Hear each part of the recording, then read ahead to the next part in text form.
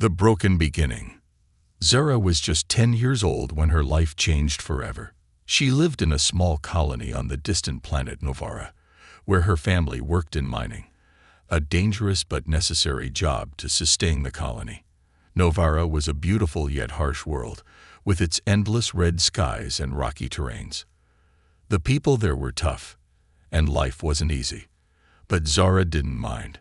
She loved spending time with her parents and often helped her father in the mining fields. One ordinary day, the colony was buzzing with activity. Zara was excited because her father had promised to show her how the big mining machines worked. She wore her safety gear, eager to learn. The loud hum of machines filled the air as miners chipped away at the planet's rocky surface. Zara was laughing and chatting with her father when a sudden, deafening noise stopped everything. A powerful tremor shook the ground, sending workers running in panic. Before anyone could react, the mining field collapsed. Huge boulders and rubble rained down, trapping Zara and her father inside a dark, suffocating cavern. Zara screamed, but her voice was drowned out by the chaos. Dust filled the air, making it hard to breathe. Her father's voice echoed, calling her name, but she couldn't see him. Then it happened, the moment that would haunt Zara for the rest of her life. A massive chunk of rock fell directly on her arms. The pain was unbearable. Zara couldn't move, couldn't scream, couldn't think. Time felt frozen as she lay there, trapped and helpless. She heard voices shouting above the rubble. Rescuers were working desperately to dig them out, but for Zara, every second felt like an eternity. When they finally pulled her out hours later, the medics knew there was no saving her arms. The damage was too severe. In the emergency shelter, Zara woke up to her mother's tear-streaked face. "Zara, my brave girl," her mother whispered, trying to smile. But Zara couldn't feel her arms. She looked down and saw nothing where they used to be. Panic set in, and she began to cry. Her mother held her tightly, but Zara felt like a part of her had been ripped away. Days turned into weeks, and Zara slowly began to understand the harsh reality of her situation. She couldn't eat by herself, couldn't dress herself, and couldn't even hold a book. Everything she once did with ease was now impossible. The other children in the colony didn't know how to treat her. Some avoided her, while others stared with pity. Zara hated the pity the most. She didn't want to be seen as weak, but deep inside, she felt broken. As the years passed, Zara learned to adapt. She became skilled at using her feet for simple tasks, like holding a pencil or picking up objects. But no matter how hard she tried, there were limits to what she could do. She missed the feeling of running with open arms, hugging her parents, and carrying her little brother on her back. Life felt incomplete, and the weight of her disability grew heavier with each passing year. The world around Zara kept moving forward, but she felt stuck. The colony expanded, new technologies were introduced, and people celebrated progress. Yet Zara remained in the shadows, silently battling her inner demons. She often dreamed of having arms again, robotic arms like the ones she'd seen on news broadcasts about advanced prosthetics. But such technology was for the rich, and Zara's family could barely afford basic medical care. Still, she refused to give up hope completely. Every night, Zara stared at the stars above Novara, whispering to herself, "Maybe one day I'll be free." But deep down, she wondered if that day would ever come. Struggling through the years, Zara's life after the accident was a test of resilience and patience. The once energetic girl who loved exploring the rugged landscapes of Novara now faced endless limitations. Her days were filled with small victories and crushing defeats. Every task, no matter how small, became a challenge. Learning to eat with her feet took months, and even then, it wasn't perfect. Dropping a spoon felt like a failure, but Zara swallowed her frustration and kept going. Her family did everything they could to support her, but life in the colony was unforgiving. Resources were limited, and the focus was always on survival. Zara's father returned to the mines, haunted by guilt, while her mother balanced caring for Zara and her younger brother, Ryan. The colony itself, bustling with workers and innovation, seemed to move at a pace Zara could no longer keep up with. It wasn't just her arms she had lost. It was her sense of belonging. The other children in the colony didn't know how to treat her. At first, they tried to include her in games, but Zara's inability to keep up often led to awkward moments. Over time, the invitations stopped coming. She watched them from a distance, laughing and playing in the dusty fields, feeling the sting of isolation. Zara tried to focus on her studies, hoping to find purpose in knowledge, but even that was a struggle. Writing with her feet was slow and exhausting, and the other kids teased her about her messy handwriting. Teenage years brought new challenges. Zara watched as her peers began to take on jobs in the colony, contributing to its growth. Some worked in the fields, others in the labs, and a few even trained as pilots for transport ships. Zara wanted to be like them, to feel useful and independent, but her disability held her back. People looked at her with pity, and though they never said it aloud, Zara could feel their doubt. Despite this, Zara refused to give up. She practiced relentlessly, determined to prove that she was more than her disability. She learned to balance objects with her feet, to use tools designed for disabled individuals, and even to sketch simple designs. Her dream of having robotic arms stayed alive in her heart. She often sketched crude drawings of mechanical limbs, imagining what life would be like if she could move freely again. The colony occasionally received news from Earth about technological advancements.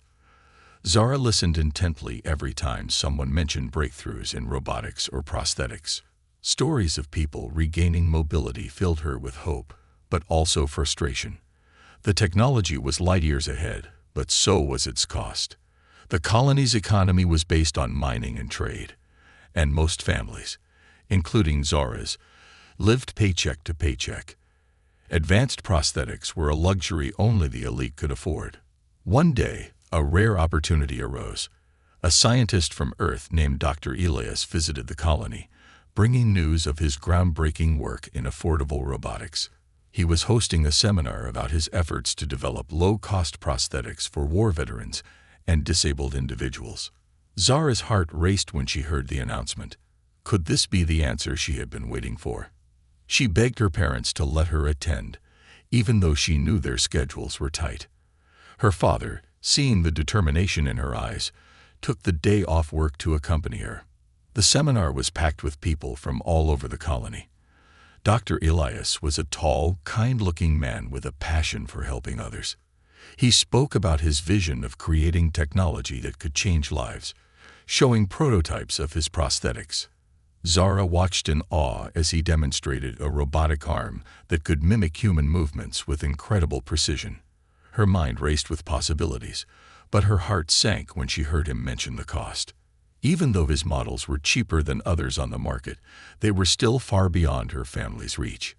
After the seminar, Zara mustered the courage to approach Dr. Elias. Her father stood nervously beside her as she shared her story. Dr. Elias listened intently, his expression softening as she spoke. "You're an incredible young woman, Zara," he said, his voice gentle. "I wish I could help you right away, but my work depends on funding. Without the resources, I can only do so much." Zara's chest tightened with disappointment, but she refused to let it show. Instead, she thanked Dr. Elias and promised herself that this wasn't the end. As they walked back home, her father placed a reassuring hand on her shoulder. "We'll find a way," he said quietly, though Zara could hear the uncertainty in his voice. The encounter with Dr. Elias reignited Zara's determination. She began to dream bigger, sketching more detailed designs of robotic arms and researching every scrap of information she could find about prosthetics. Her nights were filled with whispers to the stars above, as if hoping the universe would hear her plea. Though she didn't know how or when, Zara was certain of one thing: her story wasn't over yet. A glimmer of hope. The years passed, and Zara's sketches of robotic arms grew more intricate, her mind imagining a future where she could live freely. She was no longer the broken girl people pitied, but a young woman filled with determination. Still, Every day felt like a battle she was fighting alone. That was until she overheard a conversation at the colony market that sparked the first real hope she'd felt in years. Two miners were talking about a mysterious scientist who had recently arrived in a nearby colony. His name was Dr. Elias, and he was rumored to be creating life-changing technology for people with disabilities. Zara's heart raced as she listened from the corner of the market stall. Could it be the same Dr. Elias she had met years ago? Was he still working on the prosthetics he had spoken about? That night, Zara couldn't sleep. The idea of meeting Dr. Elias again consumed her thoughts. She knew she had to try, no matter the odds. The next morning, she approached her parents with her plan. "I need to go to the neighboring colony," she said firmly, her voice steady but pleading. Her mother looked worried, but her father saw the fire in her eyes and nodded. "We'll find a way to get you there," he promised. Traveling to another colony wasn't easy or cheap. Zara's family pooled their savings to buy her a seat on a transport ship. The journey itself was a mix of excitement and anxiety for Zara. As the ship soared over Novara's rocky terrain, she stared out the window, wondering what awaited her. What if Dr. Elias couldn't help her? What if it was all just a rumor? When she arrived at the neighboring colony, she was struck by how advanced it was compared to her own. The streets were lined with sleek buildings, and the people bustled with purpose. Zara felt out of place, but kept her focus. She asked around for Dr. Elias, and eventually found herself standing in front of a modest lab on the edge of the colony. Her palms were sweaty, and her heart pounded as she knocked on the door. The door creaked open, revealing a tall man with a warm but weary smile. It was him, Dr. Elias. He looked older than she remembered, with streaks of gray in his hair, but his eyes were just as kind. "Zara," he said, recognizing her immediately. "I remember you. Come in." Dr. Elias led her into his lab, which was filled with half-assembled machines, glowing monitors and blueprints spread across every surface. Zara couldn't help but stare in awe. "You've come a long way," he said, motioning for her to sit. Zara wasted no time explaining why she was there. She told him about her struggles, her sketches, and her dream of having robotic arms.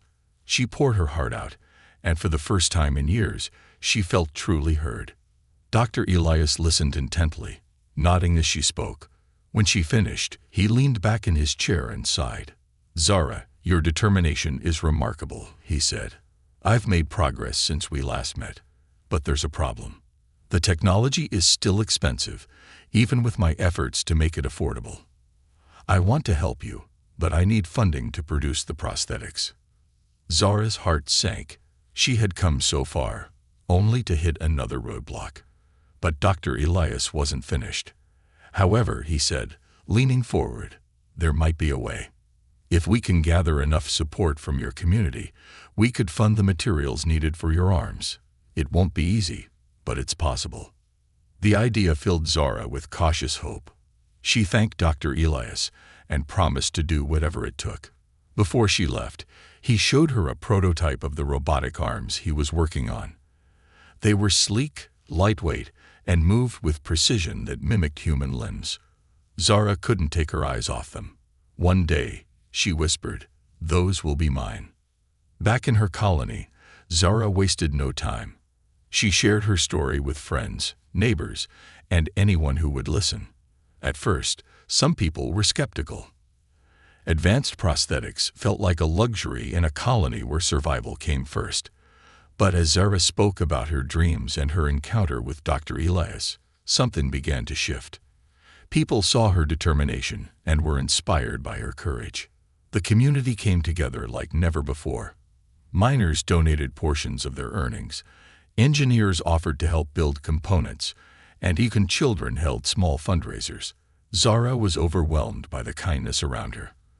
For the first time, she felt like she wasn't fighting this battle alone. As the funds slowly grew, so did Zara's hope. Dr. Elias kept in touch, guiding the process and providing updates on his work. The road ahead was still uncertain, but Zara knew one thing. She was closer than ever to reclaiming her life. For the first time in 15 years, she allowed herself to believe that her dream could become reality. Humanity's kindness unites. The colony was alive with a new kind of energy, a collective determination that seemed to ripple through the air. Zara's story had struck a chord with the people, igniting something deeper than sympathy. It awakened a sense of purpose. Her neighbors, who had always seen her as the quiet, resilient girl in the shadows, now saw her as a symbol of hope. This wasn't just about robotic arms. It was about proving that their small, struggling colony could achieve something extraordinary. It started with small contributions. Miners would leave a few credits in a jar labeled for Zara's arms at the local market. Farmers traded surplus crops to add to the fund, and mechanics offered spare parts to Dr. Elias's project. Zara's younger brother, Ryan, began knocking on doors, telling everyone he met, "My sister's going to change the world. Can you help her?" His wide, innocent eyes melted even the hardest hearts. Word spread quickly. What began as a quiet initiative grew into a full-blown movement. The colony organized events to raise money, a rarity in their work-centered lives. There were bake sales, talent shows, and even a mining competition where participants donated their winnings. The community hadn't seen this level of togetherness in years. It wasn't just Zara who was changing. It was everyone around her. Despite the outpouring of support, the challenge remained immense. Dr. Elias had calculated the cost of building and fitting the prosthetics, and it was a staggering amount. Some days, the total seemed impossibly far away. Zara tried not to let doubt creep in, but there were nights when she lay awake, staring at the stars, wondering if they would ever reach their goal. One evening, Zara's father gathered the family around the dinner table. He placed a small bag of credits on the table and said, "This is my contribution. It's not much, but it's a start." Zara's eyes filled with tears. She knew how hard her father worked in the mines, often risking his life, and how little he had to spare. "You don't have to do this," she said softly. Her father shook his head. "We all have to do this. You've never given up on yourself, Zara. Now, it's our turn not to give up on you." Zara's mother, a schoolteacher, began telling her students about Zara's journey. She taught them that kindness and innovation could transform lives. The children, inspired, started crafting handmade posters with slogans like "Zara's Arms," "Our Hope," and "Together, We Can Do This." They hung them in the market, at the mining site, and even at the colony's transport hub. One day, a group of engineers approached Zara. They had heard about the fundraiser and wanted to help. "We can't donate much money," one of them said, "but we can donate time and skills." They volunteered to assist Dr. Elias by creating some of the components needed for the prosthetics. Their gesture gave Zara a surge of hope. The movement was no longer just about raising funds. It was about people coming together to solve a problem.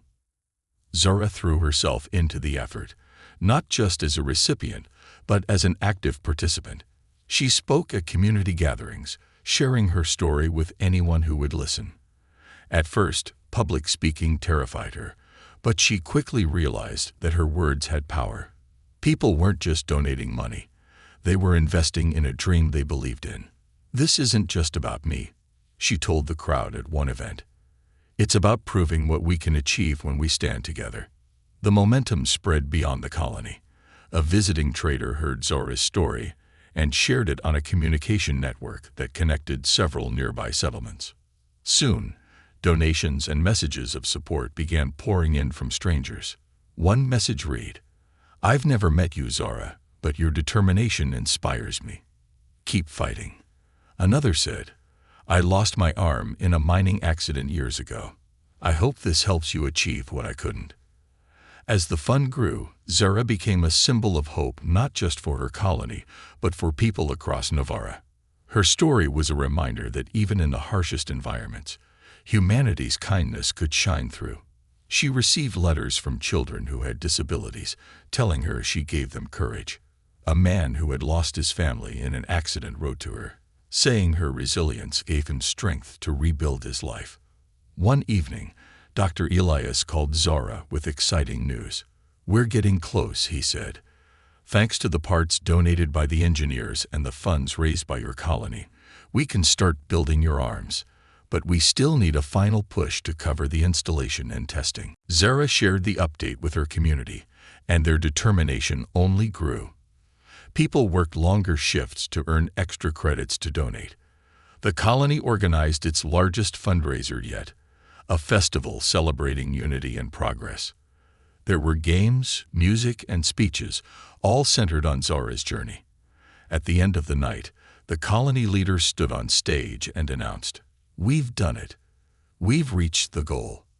The crowd erupted in cheers, and Zara's heart swelled with gratitude. She stood on the stage, overwhelmed by the support she had received. "You didn't just give me hope," she told them, her voice trembling.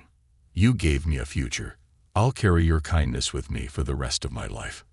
As the festival lights flickered under Novara's red sky, Zara looked up at the stars. For the first time in years, they didn't seem distant or unreachable. They felt close, as if they were shining just for her. The transformation, the day Zara had dreamed of for so long, finally arrived. She stood outside Dr. Elias's lab, her heart pounding like a drum. The entire colony had come together to make this moment possible, and now it was up to her and Dr. Elias to turn years of hope into reality. She clenched her fists. No, not her fists, her stumps, reminding herself that this was the beginning of a new chapter. When the door to the lab slid open, Dr. Elias greeted her with a warm smile. "Ready for this, Zara?" he asked. His voice was calm, but his eyes held the weight of the responsibility ahead. Zara nodded, her voice barely above a whisper. "I've been ready for years." The lab was a symphony of technology. Machines hummed softly, glowing monitors displayed complex equations, and blueprints of the robotic arms covered every surface. On a large table in the center of the room lay the arms themselves, gleaming under the bright lights. They were sleek, metallic, and strangely beautiful, with joints that mimicked the fluidity of human movement. Dr. Elias had painted them with a soft, pearl-white finish, adding a personal touch that made them look less mechanical and more like a part of Zara. "These," Dr. Elias said, gesturing to the arms, "are not just machines. They're an extension of you. They're built to respond to your brain's signals, to move as naturally as your own arms once did. But they're also powerful, stronger than any human limb. With these, Zara, you won't just regain what you lost. You'll surpass it." Zara stared at the arms, awe and nervousness mingling in her chest. Could they really become a part of her? Could she truly regain control over her life? Dr. Elias must have noticed the hesitation in her eyes, because he placed a reassuring hand on her shoulder. "Trust me, Zara. This will change everything." The procedure was complex and risky. Dr. Elias explained each step in detail, ensuring Zara understood what was about to happen. The first phase involved implanting neural connectors in her upper arms, which would allow the robotic limbs to sync with her nervous system. Zara lay on the surgical table, the bright overhead lights glaring down at her. She took a deep breath as Dr. Elias and his team of assistants began their work. The surgery lasted several hours. Zara drifted in and out of consciousness, catching glimpses of Dr. Elias's steady hands and the intricate equipment surrounding her. When it was finally over, she woke up in a recovery room. Her arms felt heavy, heavier than she expected. She looked down and saw them for the first time, attached to her body. They didn't feel like hers yet, but they were there, gleaming and ready. Dr. Elias entered the room with a wide smile. "You did it, Zara," he said. "The connection was a success. Now comes the hard part, learning to use them." The rehabilitation process was grueling. Zara spent hours in the lab every day, practicing basic movements. At first, the arms felt foreign, like they belonged to someone else. She struggled to lift objects, her frustration mounting with each failed attempt. But Dr. Elias was patient. "It's like learning to walk again," he told her. "Your brain needs time to adapt. Don't rush it. Little by little, Zara began to improve. She learned to flex her fingers, to grip objects, to lift weights. Each milestone, no matter how small, felt like a victory. The first time she picked up a glass of water without dropping it, she cried tears of joy. The first time she wrote her name, she showed it to Dr. Elias with a grin that lit up the room. The turning point came during a visit from her family. Her parents and younger brother walked into the lab, their faces filled with anticipation. Zara had been practicing something special for weeks, and now she was ready to show them. With careful precision, she extended her arms and embraced her mother in a full, heartfelt hug. It was the first time in 15 years that she had been able to hold someone she loved. Her mother broke down in tears, and even her usually stoic father wiped his eyes. "You're incredible, Zara," her mother said, her voice choked with emotion. "We always knew you were, but now the whole world will see it too." Word of Zara's transformation spread quickly through the colony. People came to see her, not just out of curiosity, but to witness what humanity's kindness and determination had achieved. She demonstrated her new abilities, showing how the robotic arms allowed her to perform tasks she hadn't done in years. She could lift heavy tools, write flawlessly, and even help her father with his mining work. But the most remarkable moment came when Zara gave a speech to the colony. Standing on a platform in the center of the settlement, she raised her robotic arms high and said, "These arms are more than just machines. They're proof of what we can accomplish when we believe in each other. You didn't just give me a chance to rebuild my life. You showed me that together, we can overcome anything." The crowd erupted in cheers, their pride and joy palpable. For Zara, it was a moment of triumph, not just for herself, but for everyone who had been part of her journey. She wasn't just a girl with robotic arms. She was a symbol of hope, a living testament to the power of unity and resilience. And as she stepped down from the platform, her arms glowing softly in the colony's twilight, Zara knew this was only the beginning. Her new life had just begun, and she was ready to embrace it with everything she had. A new beginning. The first rays of Novara's red dawn filtered through the colony's glass domes, casting a soft glow over Zara's room. She sat on her bed, staring at her robotic arms as if they were still a dream. The metallic surface shimmered faintly, reflecting the light. It had been weeks since the surgery, and Zara was beginning to adjust to her new reality. Yet every day felt like an extraordinary revelation. She was no longer bound by her limitations. Dr. Elias's lab had become her second home. The rehabilitation process, though challenging, had been transformative. Zara spent hours fine-tuning her movements, learning how to control the intricate mechanics of her arms with precision. At first, it was like learning to walk again, awkward, frustrating, and filled with small failures. But with every stumble came progress. She could now hold a pen with ease, type on a console, and even perform delicate tasks like threading a needle. Zara's favorite moment of the day was when she practiced strength exercises. She marveled at the power her arms gave her. One day, she lifted a large crate filled with mining equipment, something she could never have done even before the accident. The onlookers gasped, and Zara couldn't help but smile. The arms didn't just restore her, they elevated her. Despite her rapid progress, Zara knew this new chapter of her life came with challenges. The people in her colony, though supportive, were still adjusting to her transformation. Some saw her as a symbol of hope, while others regarded her with a mix of awe and unease. "You're like a superhero now," a young boy once told her, his eyes wide with admiration. But Zara didn't feel like a superhero. She felt like someone who was finally catching up to the life she had always dreamed of. Her first major test came when the colony faced a sudden crisis. A critical mining machine had broken down deep in the caverns, halting operations. The colony relied heavily on its mining exports, and every hour of downtime meant significant losses. Zara volunteered to help, much to the surprise of the mining team. "I've been practicing," she said confidently. "Let me try." The journey to the cavern was both exhilarating and nerve-wracking. Zara joined the team of engineers, descending into the dimly lit tunnels where the machine lay inoperable. It was a massive piece of equipment, and repairing it required precision and strength, qualities Zara now possessed in abundance.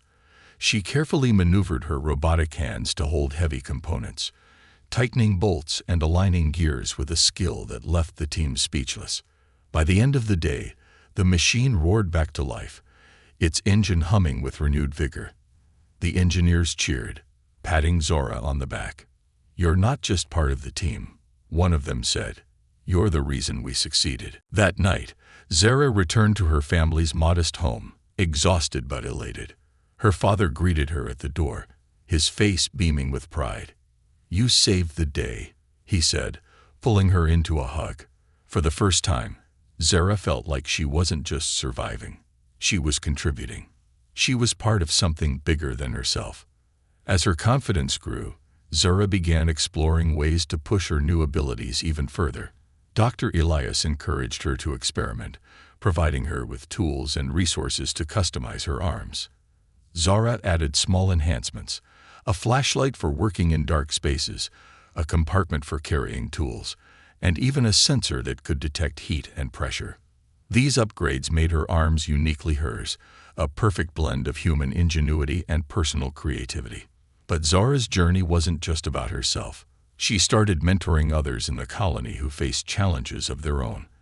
There was a boy named Cal, who had lost a leg in a mining accident, and an elderly woman named Lyra, whose hands were too frail to carry heavy objects. Zara shared her experiences, teaching them how to adapt and thrive. She even worked with Dr. Elias to design simpler, more affordable prosthetics for the colony's residents. One of the most heartwarming moments came when Zara helped her younger brother, Ryan, build a model spaceship for a school project. Before the accident, Zara had always been the one to guide him through such tasks. Now she watched as Ryan's face lit up with excitement, his hands guiding hers as they pieced the tiny model together. "You're amazing, Zara," he said, his voice filled with admiration. "You always have been." As the weeks turned into months, Zara's transformation inspired more than just her colony. News of her story spread to other settlements on Novara, and even back to Earth. People began reaching out, sharing their own struggles and seeking advice. Zara realized that her journey was no longer just personal. It was a beacon of hope for others who felt trapped by their circumstances. Zara's determination to give back culminated in a bold idea. She proposed creating a center within the colony dedicated to helping people with disabilities. The center would provide resources, training, and affordable technology to those in need. With the support of Dr. Elias and the colony's leadership, the project quickly gained traction. They named it the Nexus of Hope, and Zara was its proud founder. The Nexus became a hub of innovation and compassion. Engineers volunteered to develop new devices, teachers offered lessons in adaptive techniques, and Zara became the face of the movement. She gave speeches, shared her story, and encouraged others to believe in their own strength. One evening, as Zara stood on the balcony of her family's home, watching the stars above Novara, she felt a deep sense of fulfillment. Her journey had been long and painful, filled with trials and doubts, but it had led her to this moment. Her robotic arms were more than just tools. They were symbols of resilience, unity, and the unbreakable human spirit. For the first time in years, Zara didn't just dream of the future. She was shaping it. Spreading kindness. The opening of the Nexus of Hope marked a turning point not just for Zara, but for the entire colony. What had once been a humble mining settlement now became a beacon of innovation and humanity. People traveled from distant colonies to see the place where resilience and kindness had transformed lives. And at the heart of it all was Zara, standing tall with her robotic arms, a living testament to what could be achieved when people united for a common purpose. The Nexus was more than a building. It was a sanctuary. Inside, rows of workstations hummed with activity as engineers and scientists collaborated to create affordable prosthetics and adaptive technologies. A spacious rehabilitation center allowed individuals with disabilities to regain confidence and independence. There were classrooms for teaching new skills and rooms where people shared their stories of triumph and struggle. Zara made sure that everyone who entered felt seen, heard, and valued. One of the first visitors to the Nexus was Cal, the young boy Zara had mentored. He hobbled in on crutches, his face full of curiosity. Zara greeted him warmly and introduced him to the team working on a prototype leg. "This is for you," she said, kneeling to his level. "Soon, you'll be able to run again." Cal's eyes widened with hope, and Zara felt a deep sense of purpose. It wasn't just about her journey anymore. It was about creating ripples of change that would touch countless lives. As word spread, more and more people arrived. Farmers who had lost limbs in accidents, workers injured in mining collapses, and even children born with disabilities found their way to the Nexus. Each one brought their own challenges and stories, and each one left with renewed hope. Zara spent hours listening to their struggles, sharing her own experiences, and reminding them that they were not alone. Her impact wasn't limited to the physical. Zara's speeches became a source of inspiration across the planet.